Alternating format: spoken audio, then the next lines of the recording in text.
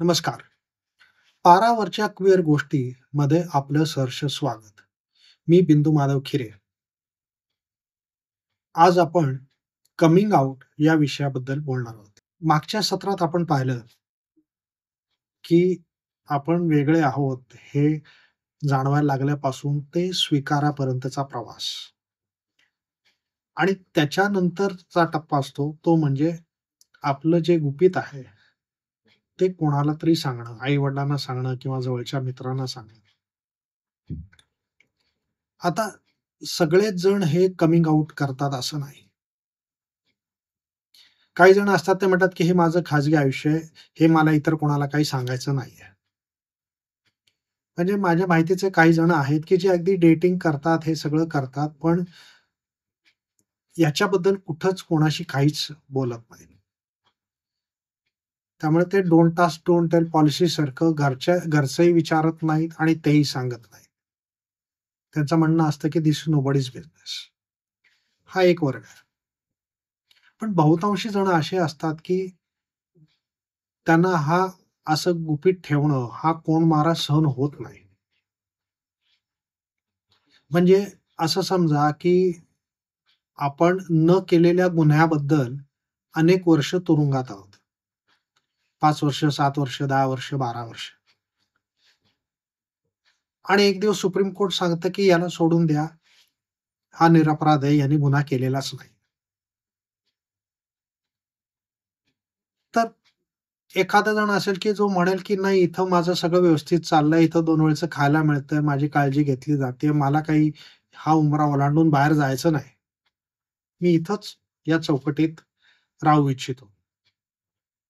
पण बहुतांशी जण असेच असणार आहेत, की ज्यांना कधी एकदा मी बाहेर जातो, ऊन, वारं, पाऊस अंगावर घेतो, निळं आकाश बघतो.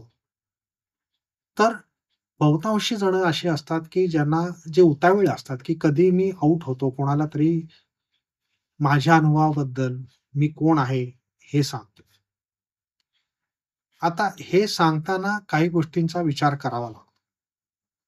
त्याच्याबद्दल मी जरा बोलणार आहे. पहिली गोष्ट ही गोपनीय बाब कोणाला तरी सांगणं, ही अत्यंत मानसिकदृष्ट्या ताण देणारी गोष्ट आहे. It is extremely mentally stressful. त्यामुळे मानसिकदृष्ट्या तुम्ही खंबीर आणि स्थिर असणं अत्यंत महत्वाचं आहे.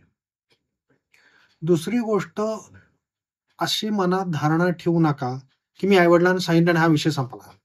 असं होत नाही. तुमच्याकडनं जरी त्यांना तुम्ही सांगितलं असलं, तरी त्यांना हे समजून घ्यायला बराच वेळ लागू शकतो आणि ते समजून घेतायत तोवर त्यांच्याबरोबरचा प्रवास तुम्हाला बरोबर चालावा लागतो. त्यामुळे ही लाँग टर्म मॅरेथॉन प्रोसेस आहे. तिसरी गोष्ट कमिंग आउट करायच्या अगोदर घरचे काय तुम्हाला याच्याबद्दल प्रश्न विचारतील, याचा तुम्हाला अंदाजा पाहिजे, त्याच्यावरचा अभ्यास पाहिजे. तुम्ही शब्द कोणते वापरणार आहात, याच्याबद्दल तुमचा अभ्यास पाहिजे. तुम्ही नक्की कोण आहात, याच्याबद्दल कायदा काय सांगतो, याच्याबद्दल वैद्यकीय शास्त्र काय सांगतं. घरचे विचारू शकतात, की "हे तुला कधी कळलं? हे फॅड आहे तुझं किंवा तुझं लग्न लावून देऊ म्हणजे ठीक होईल." तर या घरच्यांचे जे पर्याय, उपचार, सल्ले असतील, याला तुमच्याकडे योग्य उत्तर आहेत का? याचा अभ्यास तुम्ही केलाय का? हा अत्यंत महत्त्वाचा पैलू आहे. माझ्या माहितीचे अनेक जण आहेत, की जो हा अभ्यास करत नाहीत आणि मग खूप नंतर अडचणीत येतात. याच्याबरोबर जर घरचे म्हणले आपण एखाद्या डॉक्टरकडे जाऊ, तर आपल्याकडे एखाद्या मानसोपचार तज्ञाचा किंवा काउन्सिलरचा, सायकॉलॉजिस्टचा नाव, नंबर आहेत का? एल-जी-बी-टी फ्रेंडली, की ज्यांच्याकडे आपण घरच्यांना घेऊन जाऊ शकू. तर हे जे होमवर्क आहे, हे होमवर्क करणं अत्यंत आवश्यक आहे. आता त्याच्यानंतरचा प्रश्न येतो, की कोणाला आउट व्हायचं? अनेक जण आपल्या एखाद्या जवळच्या मित्र-मैत्रिणीला किंवा बहीण-भावाला आउट व्हायचा विचार करतात आणि त्याच्यासाठी चाचपणी करतात. म्हणजे एल-जी-बी-टी विषयाबद्दल काहीतरी बोलतात एखाद्या सिनेमाबद्दल, एखाद्या पुस्तकाबद्दल, एखाद्या घटनेबद्दल आणि त्यांची प्रतिक्रिया काय आहे, रिएक्शन काय येते, हे नीट लक्ष देतात. आणि असे खडे टाकून बघतात, की हे आपल्याला स्वीकारतील का किंवा किती विरोध होईल. आणि हा अंदाजा घेऊन मग कोणाला आउट व्हायचं हे ठरवलं जातं. हे चाचपणी घेणंही महत्वाचं आहे. कारण आपल्याला थोडी तरी कल्पना असेल, की काय प्रतिक्रिया येईल. काही झालं तरी सार्वजनिक ठिकाणी एखाद्या सार्वजनिक कार्यक्रमात आउट होऊ नका. म्हणजे कॉलेजच्या गॅदरिंगमध्ये जाऊन मला हे तुम्हाला सर्वांना सांगायचंय, की असं म्हणून कधीही आउट होऊ नका. एक तर बहुतेकांना तुमची लैंगिकता काय याच्याशी काही घेणं-देणं नसतं. दुसरी गोष्ट, अनेक जण असतील, की जे तुमची थट्टा-मस्करी, टावाळी करतील, तुमच्या विरोधात जातील. आणि सगळ्यात महत्त्वाची गोष्ट म्हणजे तुम्ही खरंच गांभीर्याने तुमचा विषय घेता आहात, का माझ्याकडं बघा म्हणून हे अटेन्शन सीकिंग बिहेवियर आहे, की प्रकाशझोत माझ्यावर यावा, माझ्याकडे सगळ्यांनी बघावं, म्हणून तर हे केलेलं गिमिक नाहीये. असंही लोकांच्या मनात येऊ शकतो आणि त्यामुळे तुम्ही प्रगल्भ नाही आहात, असा ठपका तुमच्यावर ठेवला जाऊ शकतो. कोणी तुमच्याकडे गांभीर्याने बघणार नाही. त्यामुळे पहिल्यांदा जवळच्या व्यक्तींपाशी आउट व्हा. सार्वजनिक ठिकाणी आउट होऊ नका. आता एखादी व्यक्ती ठरवली, की कोणापाशी आउट व्हायचं. तर मग नंतरचा टप्पा असतो, की कधी आउट व्हायचं. त्यात एक महत्वाचा पैलू असतो म्हणजे त्या व्यक्तीला जेव्हा आपण सांगणार आहोत, तेव्हा ती व्यक्ती पूर्णपणे ती वेळ आहे का, की ती व्यक्ती पूर्णपणे आपलं म्हणणं नीट ऐकू शकेल आणि आपल्याशी संवाद साधू शकेल. जर ती व्यक्ती तिच्याच कुठल्यातरी क्रायसिसमध्ये असेल, की जिचं फारसं इतर ठिकाणी कुठल्या बाबतीत लक्ष नाहीये.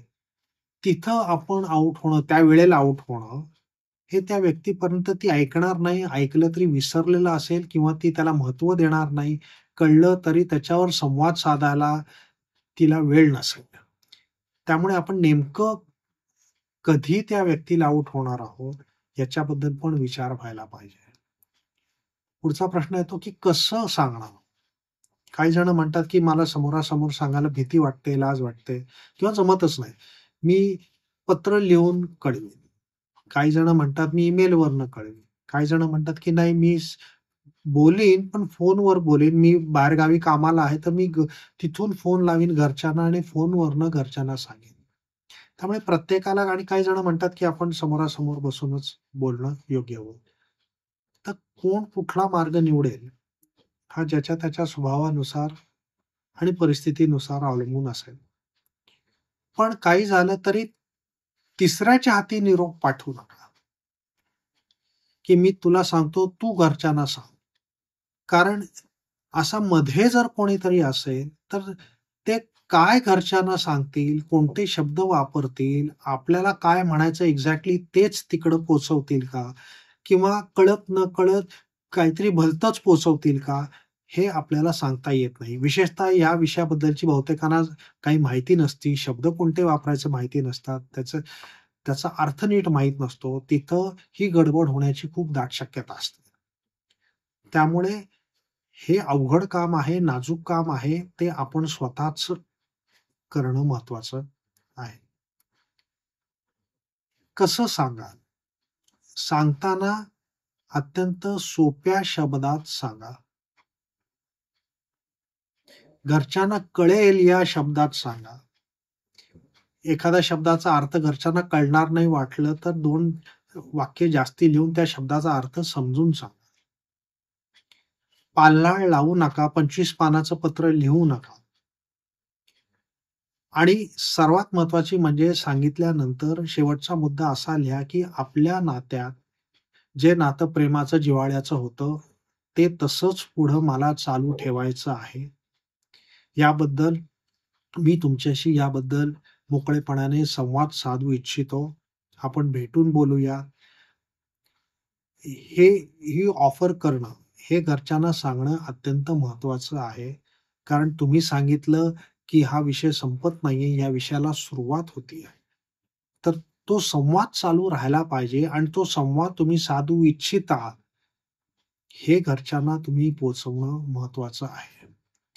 हे सर्व करताना तुम्ही शांतपणे सांगितलं पाहिजे, पण खंबीरपणे सांगितलं पाहिजे. त, त, प, प करताना गोंधळलेलो आहोत. कधी आपण हा शब्द वापरतोय, कधी तो वापरतोय. म्हणजे आपल्यालाच काय मांडायचं हे आपल्यालाच नीट कळत नाही. तर घरच्यांना कुठून कळणार, की ज्यांना या विषयातलं काही माहिती नाहीये. म्हणजे त्यांच्या डोक्यात अजूनच गोंधळ होणार आहे.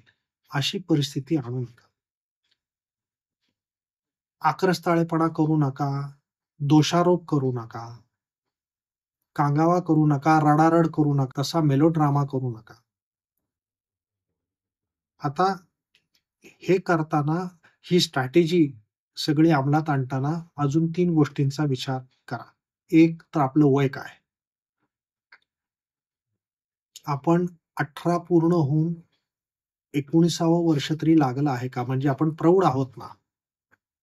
कारण प्रौढ नसताना जर तुम्ही सांगितलं आणि घरच्यांनी तुमच्यासाठी काही निर्णय घेतले, तर कायदेशीररित्या तुम्ही प्रौढ नसल्यामुळे आणि ते तुमचे गार्डियन असल्यामुळे तुम्ही त्याला विरोध करू शकणार नाही कायदेशीरदृष्ट्या. दुसरी गोष्ट, घरच्यांना सांगितल्यावर जर खूप वाईट प्रतिक्रिया आली, की चालता हो इथं राहायचं नाही.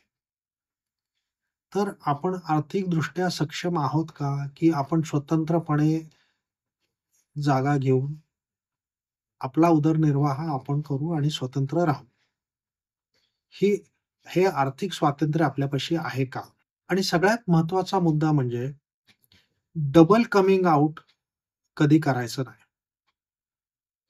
म्हणजे मी अनेक उदाहरणं पाहिलेली आहेत आणि काही बाबतीत मुलींच्या बाबतीतही पाहिलेलं आहे, की त्या दोघी जणी नात्यात असतात. समजा एक लेस्बियन जोडपं. घरच्यांना माहिती नसतं. आणि कम आउट होताना पहिली आपली लैंगिकता काय आहे, हे सांगितलं. मग घरच्यांनी काही वर्षांनी स्वीकारल्यावर मग मी नात्यात आहे, हे सांगितलं. असं न करता त्या एकाच वेळी आपली लैंगिकता काय आहे आणि आपण नात्यात आहोत, अशा दोन्ही गोष्टी एकाच वेळी सांगतात. आता जिथं घरच्यांना पहिलीच गोष्ट स्वीकारायला जड जाते, तिथं या दोन्ही गोष्टी जेव्हा एकत्र सांगितल्या जातात, तेव्हा घरच्यांना ते असह्य होतं. आणि आपली मुलगी समजा उदाहरणार्थ लेस्बियन आहे, हा स्वीकारायचा प्रवास करायच्या ऐवजी त्या मुलीनीच तुला नादी लावलं, असा समज करून हे प्रकरण वेगळ्याच रस्त्याने जातं. त्यामुळे असं डबल कमिंग आउट करू नका. प्रत्येक टप्प्याला थोडा वेळ द्या. आता शेवटची गोष्ट म्हणजे हे कमिंग आउट जरी केलं, तरी याच्यापुढं तुम्हाला तुमच्या विशेषतः आई-वडिलांबरोबर खूप लांबचा प्रवास चालायचा आहे. कारण त्यांनाही हा मोठा धक्का असतो. आणि ह्या धक्क्यातनं सावरायला त्यांना वेळ लागतो. त्यांच्या मनात बराच गोंधळ असतो या विषयाबद्दल, अज्ञानही असतं. तर पुढचं सत्र म्हणजे सत्र क्रमांक 9 मध्ये पालकांची या विषयाकडे बघायची दृष्टी काय असते? म्हणजे जेव्हा एखादं LGBT मूल पालकांना सांगतं, की मी असं-असं आहे किंवा मी अशी-अशी आहे. तेव्हा त्यांच्या मनात काय चालू असतं, याबद्दल आपण पुढच्या सत्रात बोलणार आहोत. सत्र आवडलं तर लाईक करा, सबस्क्राईब करा, जास्तीत जास्त प्रमाणात शेअर करा. महाराष्ट्रातल्या प्रत्येक LGBTIQ तरुण-तरुणीपर्यंत हे सत्र पोहोचवायचा प्रयत्न करा. तुमच्या काही सूचना असतील तर कॉमेंट बॉक्समध्ये द्यायला विसरू नका. 15 दिवसांनी परत भेटू. तोपर्यंत तुमची काळजी घ्या आणि तुमची LGBTIQ मित्रमंडळींची. धन्यवाद.